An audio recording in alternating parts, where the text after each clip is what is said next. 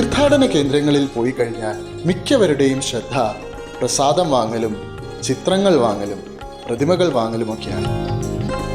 സത്യത്തിൽ വേണ്ടത് എന്താണ്? നിങ്ങൾ ഹൃദയം കൂടുതൽ നിർമ്മലമാക്കണം, കാഴ്ചപ്പാട് വിശാലമാക്കണം, അനുകമ്പയുള്ളവനായി തീരണം. നേത്രത്തിന് വേണ്ടിയായിരിക്കണം, പാത്രത്തിന് വേണ്ടിയായിരിക്കരുത്. നേത്രം എന്നാൽ ദർശനം, പാത്രം എന്നാൽ ആഗ്രഹനിവർത്തി.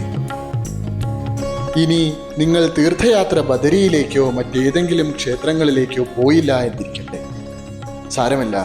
കാരണം നിങ്ങളുടെ ജീവിതയാത്ര തന്നെ ഒരു തരത്തിലുള്ള തീർത്ഥാടനമാണ്. തീർത്ഥാടനം പാഴ്വേലയാണെന്ന് ചിലർ പറയും. സമയവും പണവും നഷ്ടപ്പെടുത്തലാണെന്നാണ് അവരുടെ വാദം. എന്നാൽ ഞാൻ പറയുന്നു, ആ വിചാരം ശരിയല്ല.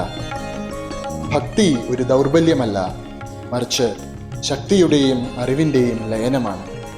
ഭക്തിക്ക് മാത്രമേ സുഖവും ശാന്തിയും നൽകുവാൻ കഴിയൂ.